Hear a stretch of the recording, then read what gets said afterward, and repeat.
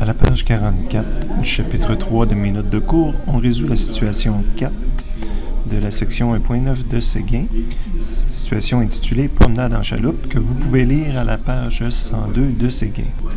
Après une première lecture du problème, on prend note de nos données, fait qu'on rencontre le 1.3 km de la position initiale de Béatrice,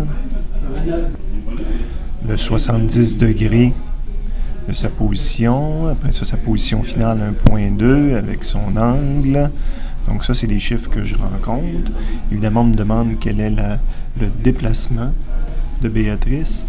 Quand on regarde la solution de Séguin, dans le fond ce qu'il voulait c'était le vecteur déplacement. Fait que j'ai deux façons d'écrire, puis quand on regarde encore une fois la solution que Séguin a fait, ben, il fait de deux façons. Donc il nous demandait dans le fond d'écrire le vecteur déplacement, donc combien de fois le vecteur unitaire I plus combien de fois le vecteur unitaire J, ce qui revient à dire la composante X puis la composante Y, parce qu'un vecteur peut être exprimé à l'aide de deux composantes. Et il demandait aussi de trouver la réponse en termes de module et d'angle, parce qu'un vecteur peut être exprimé sous sa forme de module et d'angle. Bon, je n'avais pas décaché immédiatement les symboles, parce qu'il faut que pour mettre les bons symboles ici, il faut que j'analyse vraiment mon système de positionnement, comment je le travaille. Donc, j'ai choisi de travailler avec le système classique, Y, le nord vers le haut, l'Est vers la droite, X, Y, et l'île est à l'origine. Bon, ça, le module, la position initiale, j'aurais pu déjà le déterminer.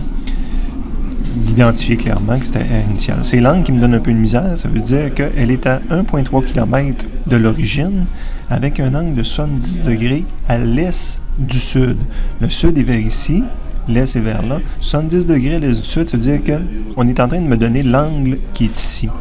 Je ne l'appelle pas θ initial parce que pour moi, les angles fondamentaux que j'utilise dans les problèmes, c'est des angles donnés par rapport à l'axe des X. Cet angle-là, quand on nous dit qu'il y a 70 degrés, c'est pas un angle par rapport à l'axe des X, c'est un angle par rapport à l'axe des Y. Fait que je vais l'appeler θ1. Son 1.2 final, donc c'est sa distance par rapport à l'île, par rapport à l'origine, et le 50 degrés cette fois-ci. On nous dit que c'est un 50 degrés au nord de l'Est. Donc ma référence c'est l'Est, puis je m'en vais vers le nord, 50 degrés. Donc là, j'ai pas trop de problème.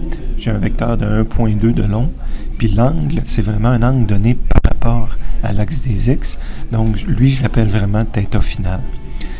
Puis ce que j'utilise, c'est toujours des angles par rapport à l'axe des X. Fait que déjà, le premier angle ici, je vais le transformer.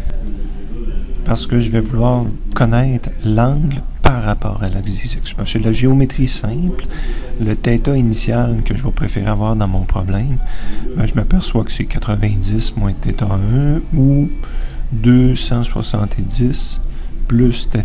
Il y a deux façons de l'exprimer. Donc, c'est un angle de 340 degrés si j'irais par l'arrière, mais si je l'ai dessiné par en bas, ça serait aussi un moins 20 degrés. Okay?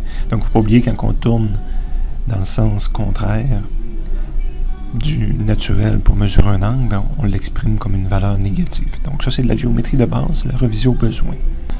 Donc, en date, j'ai illustré mes 4 premières variables sur mon dessin, et j'ai même fait un premier calcul.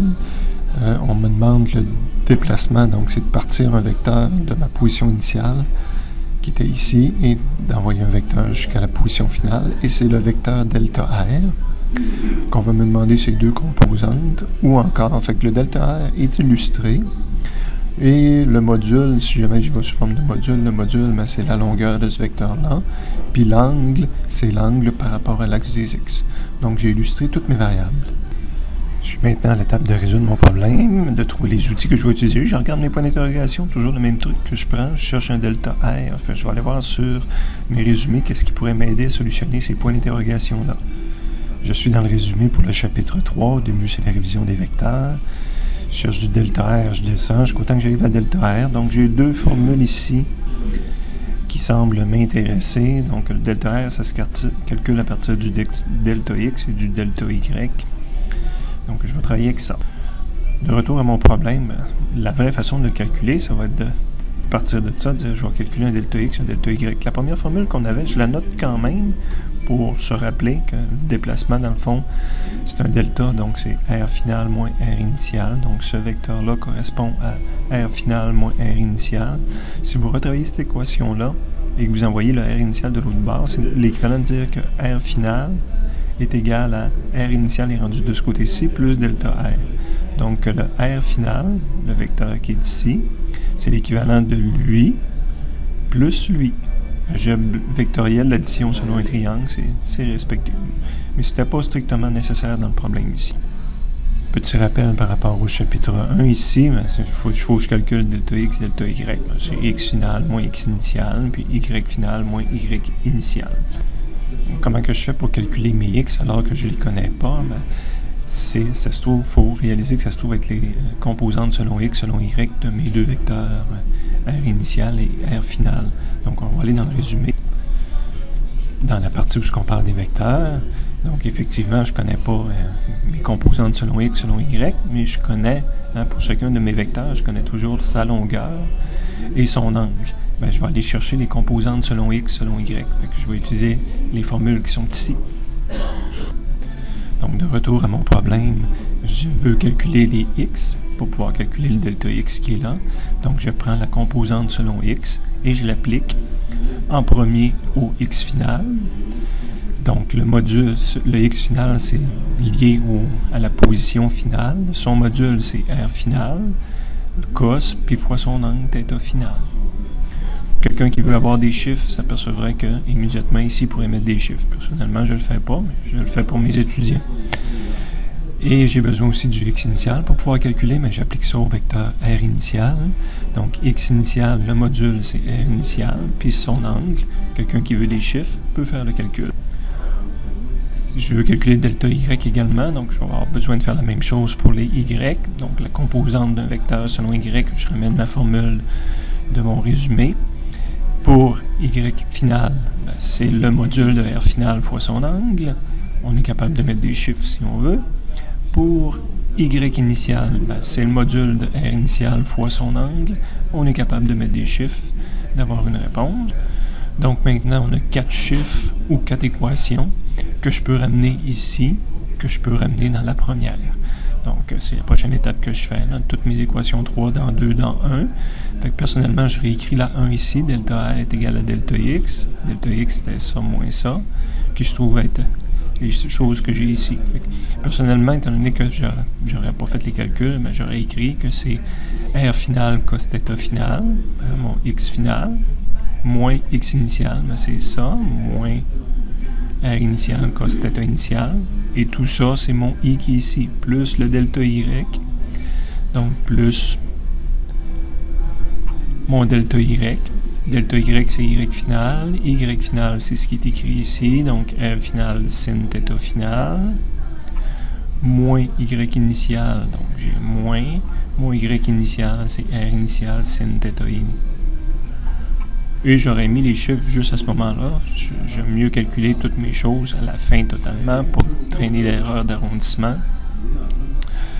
Donc, réponse finale, ça revient au même si on a travaillé avec les chiffres. On arrive à la même réponse. Donc, on a répondu aux 2 points d'interrogation ici. Si on le veut sous forme de module, on va aller sur le résumé, chercher c'est quoi les formules pour trouver un module et un angle. C'est les formules ici qui sont dans la partie pour les vecteurs. Donc ça, c'est ma façon de calculer un module. Ça, c'est ma façon de calculer un angle. Donc je vais recopier ces choses-là dans mon résumé. Pas dans mon résumé, mais dans mon problème. Donc dans un premier temps, mon calcul de module, je l'applique à delta R.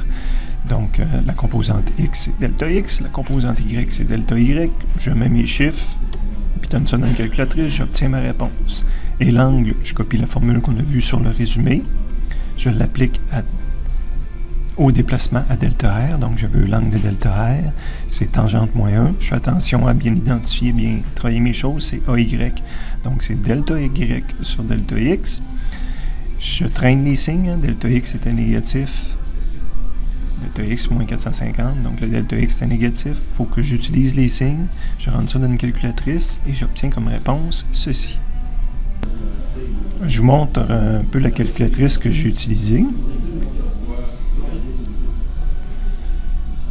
le 71,7, comment je l'ai obtenu. Donc, le premier calcul que j'ai fait, je n'aurais pas été obligé de le faire, mais je voulais vous le montrer. Donc, j'ai fait ma division divisée par moins 450, ça me donne ça. Dans les faits, c'est plus comme ça que je l'aurais fait. J'aurais fait ma tangente moins 1 de mes deux chiffres. Ça me donne le moins 71 qu'on voit ici. Pourtant, j'aime pas cette réponse. Pourquoi? Bien, moins 71, pour moi, ça voudrait dire que l'angle, l'angle qu'on a mesuré ici, bien, moins, je partirais vers le bas, alors que mon angle, le vecteur, par rapport à l'axe des X, il pointe vers le haut. Donc, je mesure mon angle du côté positif. Bizarre, puis c'est même pas 71 degrés. Ça correspond à un angle. Si je mets un rapporteur d'angle, ça me donne un angle d'à peu près 108 quelque chose. Donc, puis je l'avais fait à l'échelle, mon dessin. Donc, j'arrive pas au moins 71 qui est ici. Ben, ce qu'il faut réaliser, c'est que les calculatrices ne sont pas intelligentes. Si on se rappelle les fonctions trigonométriques, ils se répètent dans le temps, puis surtout, des fois, ils ont des symétries. Donc, il y a une autre façon d'obtenir la même tangente. Si je reviens sur la calculatrice, donc, tangente de ce chiffre-là donnait moins 71. Je vous rappelle ce que ça veut dire, c'est que si je fais l'inverse, je fais ma tangente de 71, je reviens sur le 302 que je vous avais montré au départ. Okay? Mais je vous disais qu'il y a beaucoup d'autres angles qui vont me donner le même résultat. Effectivement, si je fais la tangente de 180 moins le 71 qui est ici, ça me donne aussi 3,02. Donc, ça me demande de prendre la tangente de moins 71, ça me donne moins 3,02, puis de prendre la tangente de 180 moins 71, ça me donne aussi 3,02. 180 moins 71, c'est 108 degrés. 180 moins 71, c'est à peu près le 108. De prendre la tangente de 108, ça me donne aussi 3,02. Fait qu'il y a plusieurs façons d'arriver à la même chose. Il y a des angles qu'on peut prendre, puis qui vont donner, quand on applique la fonction tangente, vont donner le même résultat. Donc ici, il fallait faire un peu d'analyse de situation, dire c'est pas l'angle, c'est pas le bon angle que j'ai, mais à l'opposé d'un 180 degrés, j'aurai un autre angle. Donc ma réponse, c'est moins 71 plus 180 me donne 108. Et ce 108-là, que je prenne la tangente de ça ou la tangente de ça, ça donne la même réponse. Donc, j'ai plusieurs réponses possibles, mais elle, je la préfère parce qu'elle correspond à mon dessin. Quand je regarde en haut, je pointe plus haut qu'un 90 degrés, je pointe à peu près sur un 108 degrés. Fait que la deuxième réponse correspond bel et bien à mon dessin.